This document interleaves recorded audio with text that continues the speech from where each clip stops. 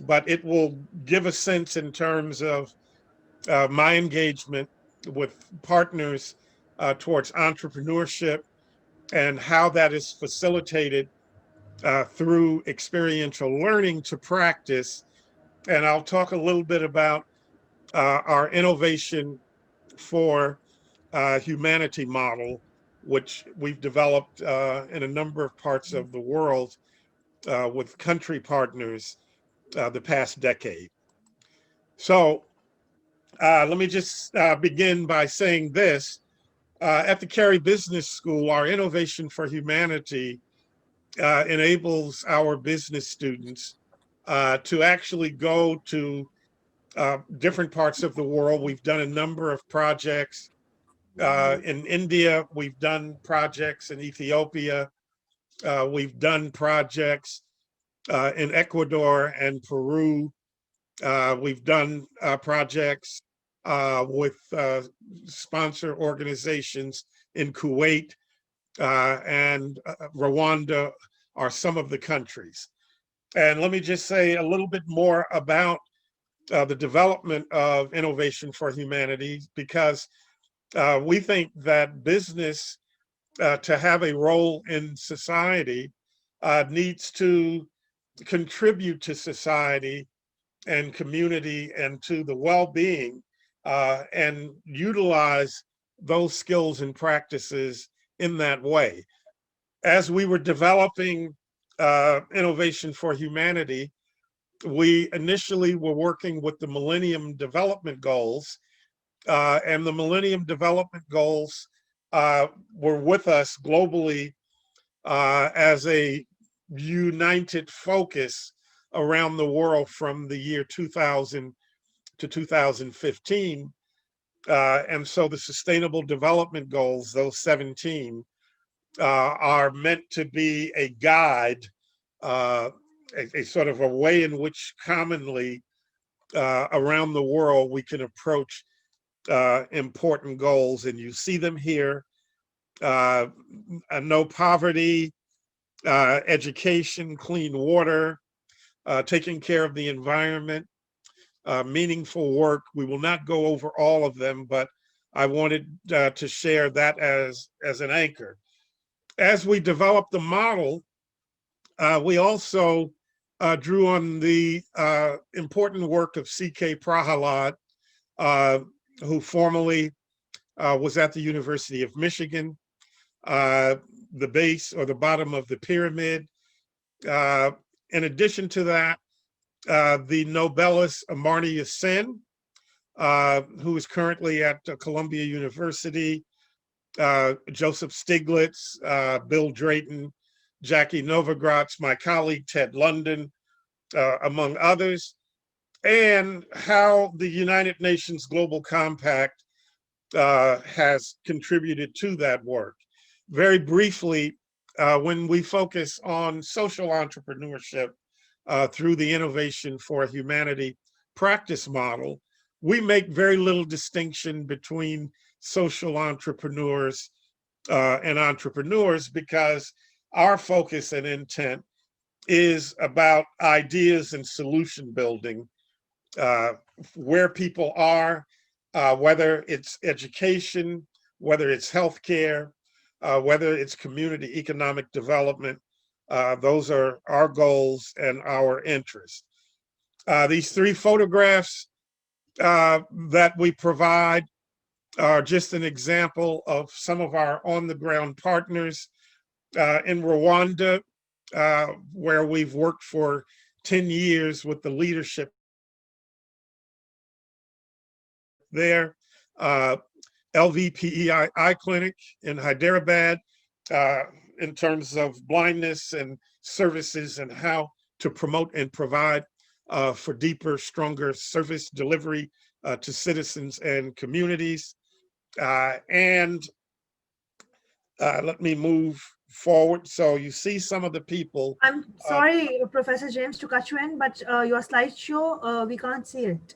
I The, P- wonder why. the PPT isn't on. Have you shared the screen? I did share the screen. Uh, it looks like our connection.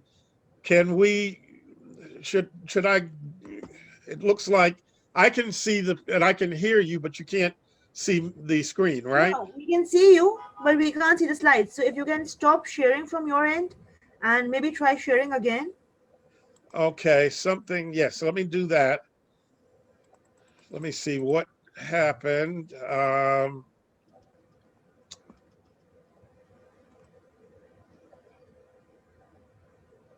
Okay, let me start again.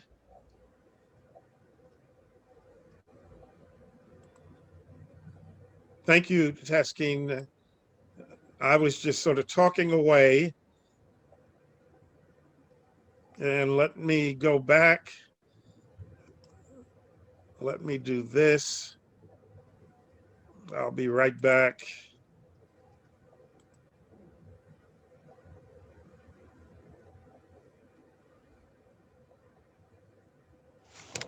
Okay, I apologize.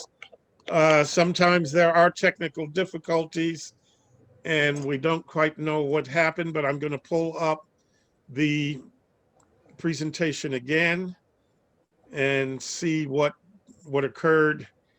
And let me find that. Okay, I'm about to open it.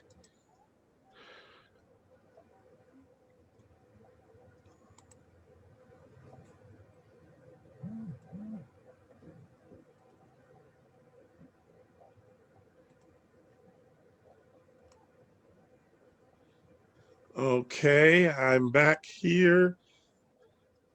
Let me go back and see again. Let me do a new share screen. Perfect. And It there it has is. started. Yeah, now we can view it. Perfect. Can you go on the full screen mode like we did in the test session? Yes, I'm going to do that.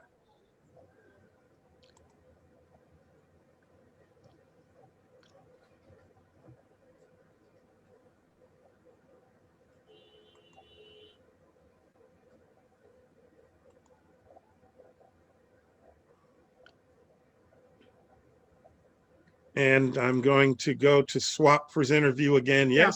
Yes. Yes. Can we see now? Yes, now it's perfect. We can view it. Okay. Yeah, Very great. good. So I apologize. Something happened there. I don't know what, but I had referred to the Sustainable Development Goals. And again, I gave a reason why we use the Sustainable Development Goals. They follow the Millennium Development Goals.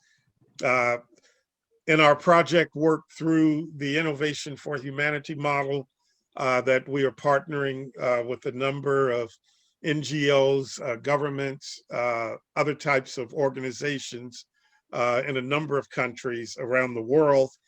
Our focus has been to meet our colleagues and work with the notion of humanity in mind, and I'll be able to say more about that in terms of some of the actual work. This slide just very briefly, some of the grounding and the reason for our approach in terms of innovation for humanity. I had mentioned before that we call it entrepreneurship uh, in terms of innovation for humanity. It certainly has social entrepreneurship implications and applications, but it really is about working with our on the ground partners around the world towards solution finding for their needs and interests and goals, healthcare, education, work, other types of areas. I had mentioned these photographs that I was just sharing, that it is people focused, it's organization focused, and these are just 3 snapshots with partner organizations in Rwanda, in Peru, and in Hyderabad, some of the countries and regions in which we are doing the work. I just wanted to take a minute and talk about Rwanda briefly.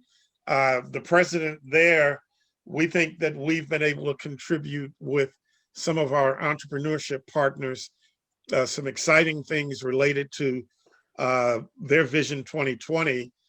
I just wanted to take a minute and talk about G-bikes.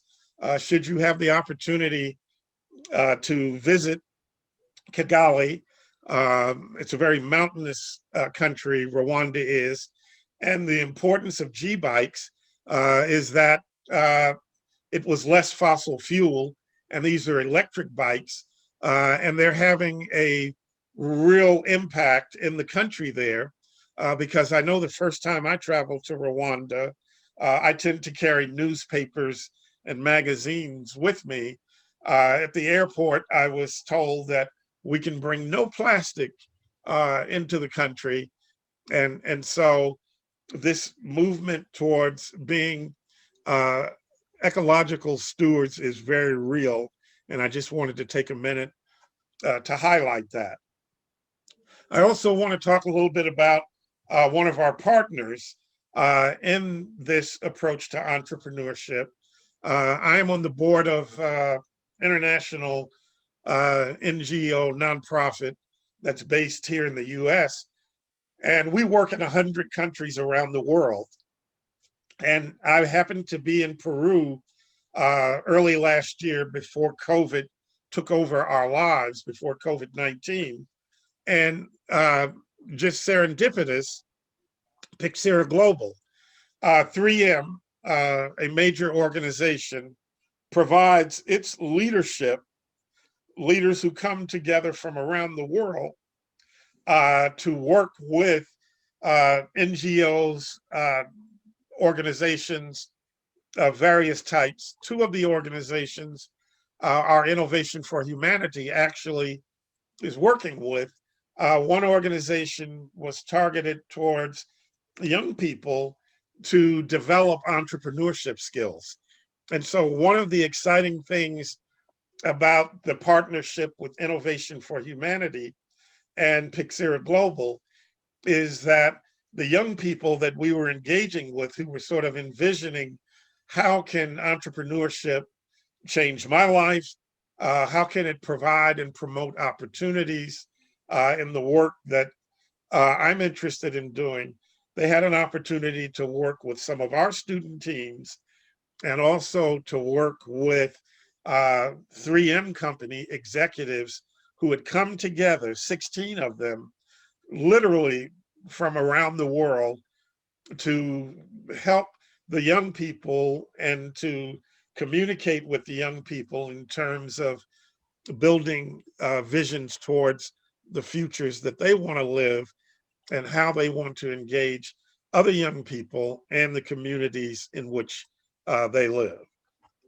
So I want to say, as of March 2020, our Innovation for Humanity project model has completed 153 in-country projects. And these projects towards entrepreneurship offer a range of practical and applicable business recommendations, but with society in mind. And you see some of the countries and indeed areas of the United States where we've been doing this work. We have, of course, entrepreneurship theory and research baseline. You know, we took a longer view. Some of these names I think are familiar, starting with Adam Smith up to Ben Spiegel and others. It's not meant to be an exhaustive list, but what it is it's an anchor, it's reference. And so as we prepare young people with what we call I4H entrepreneurship skills that they're going to carry out with partners at the country level, these are some of the references and resources. And they span areas: economics, management, sociology, community development, other areas. I mentioned CK Prahlad. I just want to highlight a thought from CK. Although NGOs work tirelessly to promote local solutions and local entrepreneurship, the idea of large-scale entrepreneurship as a possible solution has not fully taken root. And so there is, in my view, a sort of a contrast sometimes, and it's still there in terms of the goals of a very large business like Unilever, right, which in the past 10, 12, 15 years has really opened up to the notion of local leadership. So not just selling its products at the country level, but really thinking about how it can partner towards some of the very important goals that are in that region, in that country, and in those communities. The work of the Community Development Society, which has an international scope, those values and pieces matter.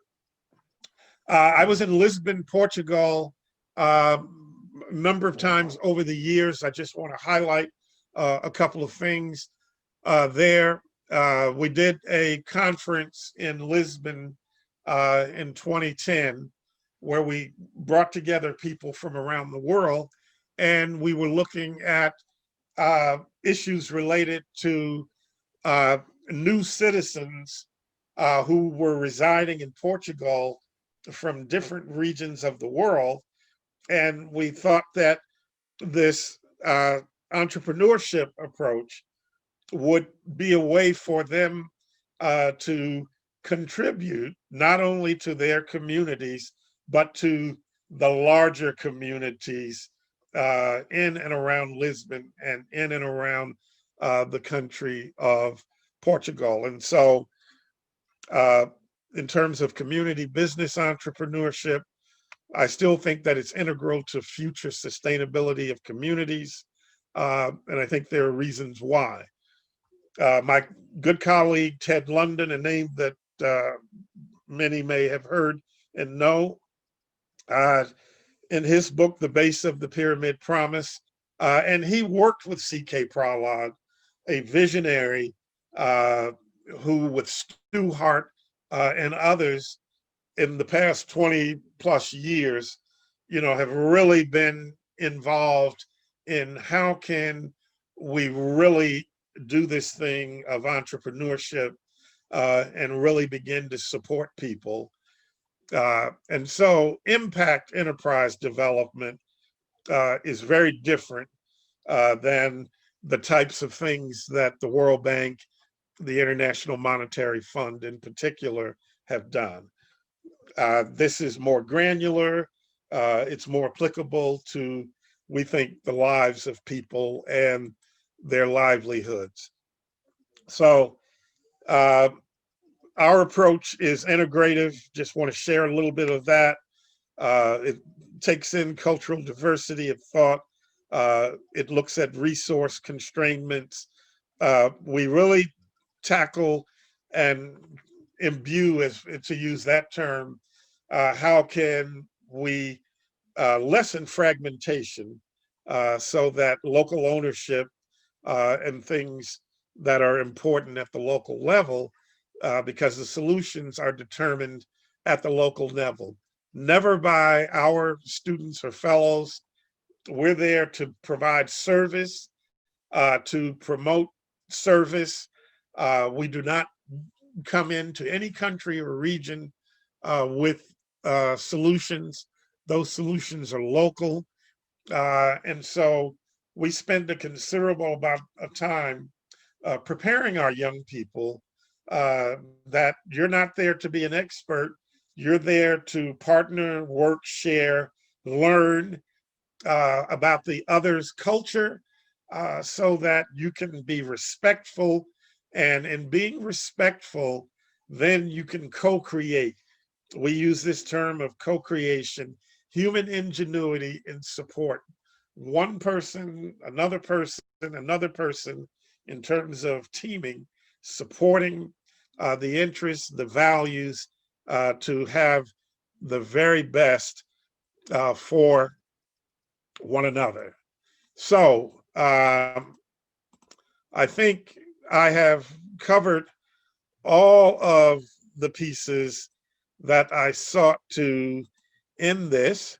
And what I'd like to do now is open up for dialogue. But before doing that, I'm going to go ahead and stop share for now so that I can be back on and I can see everyone. I'm going to gallery view.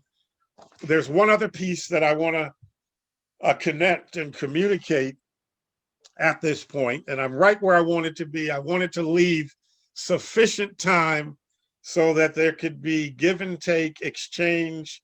There may be some questions, but I did a publication in volume 4 in 2014. And Taskeen, I will also send forward a copy of the publication. I was fortunate to get a best paper. This was from a conference, and the particular conference was the Academy of Business Research conference. So when you get a best paper or a presentation, then you don't have to go through the regular thing of writing a paper based on your work, your theory, whatever it may be. Your presentation gets published. And so this particular paper was entitled, or is entitled, Four Global Leaders Who Are 5 Leadership Dimension Leaders. From the wonderful introduction that was given to me today by Taskeen, and again, thank you. I'm always humbled by that. My life, once I realized that I could engage with others, has really been a quest of leadership. I've been fortunate in my work to be able to sit at the feet of leaders from many different places to begin to understand some of their wisdom and thoughts and ideas. And so it contributes to how I think about leadership and the application of leadership in ways in which it matters for young people, whether they are starting early school, whether they're in a university like your university, my university, and so it's a joy and indeed to actually earn a living around leadership, I find very important. So this paper starts from the notion of James McGregor Burns, who is an authority on leadership. And I just want to highlight a couple of pieces from the paper. This paper is a discussion of several contemporary leaders whose efforts are taking place in different country systems and regions of the world. The first leader that I'm going to highlight is one of my former graduate students, Abraham Mccoy, who at the time was a senior director in the Ministry of Finance in South Sudan. So the birth of that country in 2010 of South Sudan, Abraham left the US to join the ministry to do infrastructure planning and development for a new country. That's a great opportunity for him. Another person that I highlight briefly in the paper is Dr. Franklin Solis, who at the time was executive director of the hospital San Juan de Lurigancho, a municipal hospital. And let me just describe it briefly. For 10 years, we, through our Innovation for Humanity entrepreneurship work, have worked at that hospital. It's in the San Juan de Lurigancho district of Lima, a district of 1.3 million people. The city is a sprawling city. It's the 3rd largest city in the Americas. And the hospital is a 125 bed hospital to serve 1.2, 1.3 million people. And so this municipal hospital on an annual basis serves between 500 and 600,000 citizens. I'll never forget the very first day we visited to meet with the executive director and to see what value we could help create through entrepreneurship with the hospital. A couple of my students, as we were coming into a sea of humanity, because I think the temperature was like 29 or 30 that day, and a number of our students had never traveled internationally, and there were literally 2 births that took place right in front of us. So for a couple of the students, it was almost a shock. And what we said is, this is normal. Birth is normal, right? And it's going to occur. Javier Calvo ran a major international security firm also in Lima, something called Amacrechi, and the work was with security guards. The work with the security guards was that it was a job that didn't offer a future. It offered enough pay for them to meet obligations in terms of feeding their families, paying the rent. But those skills, how could they be transferred in other ways? And then lastly, my colleague, Dr. Reda Bihabani, who at the time was director of the Global Center at Kuwait University, it was about entrepreneurship and what entrepreneurship can do for Kuwaiti individuals and citizens. So the piece that I want to highlight very briefly is this, and just to lay out the model. As I continue to work with this model in terms of entrepreneurship, innovation for humanity, this model has 5 components, and you'll see it in the paper when I'm able to provide it so that it can be distributed to everyone who's with us today. Leadership is, as students of entrepreneurship, the most widely written on topic is leadership.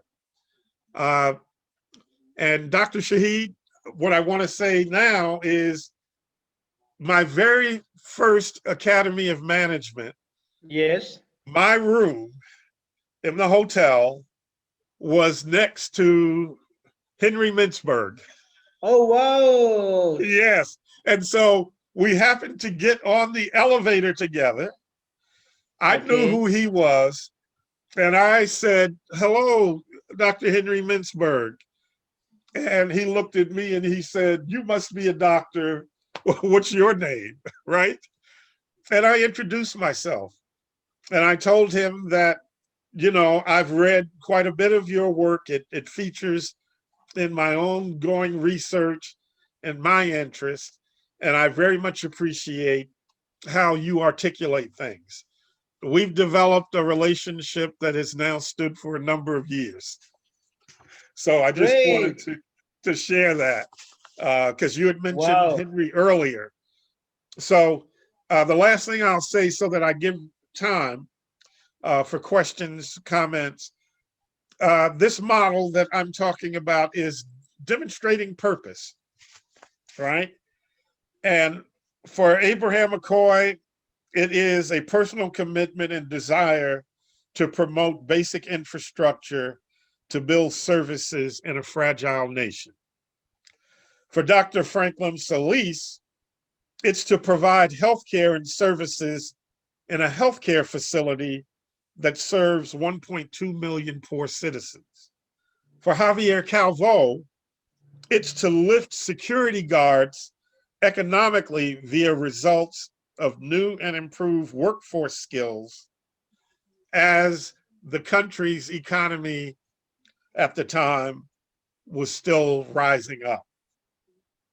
And for the Kuwait Global Center to build and extend capacity among Kuwaiti business organizations to pursue new opportunities. leadership is often framed around vision and ideas. And so the ideas and vision for Abraham Mccoy, South Sudan can overcome deep tribal issues to eventually become a country. But that's a challenge locally and regionally in many places. For the hospital San Juan de Lurigancho to become a better place with more resources to serve people better. For Amakrechi, skills education for upward social mobility. That's a Western term that's often used. Entrepreneurs are able to improve their social mobility. And for Kuwait to take its place in an ever-changing world. One of the things that I find in my research and work and exchange with others around the world is leadership is also being able to navigate complexity. For Abraham Mccoy, ongoing political and economic tensions with Sudan, tribal history, and mistrust between South Sudan national leaders. You know, this trust thing, that's everywhere. How do we trust our neighbors? Do we trust our neighbors? And if we don't have trust, which is an important human foundation, and we're not able to build that trust, then we have other things in our lives that are very problematic. For Dr. Solis in healthcare, at the municipal hospital, he's capable and wants to build a team that is able to work within a strong bureaucracy. Bureaucracies can both be enabling and disabling. There's no way that I, as an American, and my teams can go in and say, change the bureaucracy. We're in our host country, host partnership, and so they've got to find a way to do that. Javier Calvo, managing political change in an emerging economy, and Dr. Reda Behabani, the Gulf region with political differences, you know, how to navigate that. The fourth and fifth, the consistency of path. One of the things that I continue to look at is if we're on a pathway to change as entrepreneurs, right? And that entrepreneurship has dimensions that are community-based, that are influential, that draws people to a particular common goal, idea, or mission. It's being able to stay on that path through the storms. Some days are rainy, some days are windy, some days, depending on how God does it, we have the rain and the wind, and those may be pushing hard against us. So it is those types of things in terms of consistency of path. And then the last one, future view for managing change. You know, in the West, we have this thing called change management, right? That can be the British view, I would say to France, certainly the US, that we can manage change. And it doesn't necessarily mean that we actually are managing change, because change is not within our power to control, right? But, you know, there are theories related to that and how it connects to leadership. And so the final things that I'll say to this is that ongoing events, and this is in terms of a future view, a leadership view for managing change, that ongoing events for Abraham Mccoy suggests a long and fractious campaign to arrive at a national vision of unity, right? That can be regional. Where I live in Maryland, the state of Maryland in the US, I live in one of two model planned communities. Those planned communities were planned that way so that people who have different ideas about the world, different beliefs, would share some common spaces. And by sharing some common spaces, the thinking at the time when these cities were, this city was developed, was that people would develop a way to talk to each other, with each other, begin to understand different traditions that they may have, and that would build a larger sense of tolerance and community. So we're still getting some of that data and that information. The future view for managing change for Dr. Solis is to strategically position the hospital and those who have followed him to both grow, but with a focus on transformation. So in all of the cases, it's more about transformation. Leadership in its application, this is what I submit and offer, is valuable when it's transformational. That is the set of values, whatever the entrepreneurship experience is, and how the entrepreneurship shows up.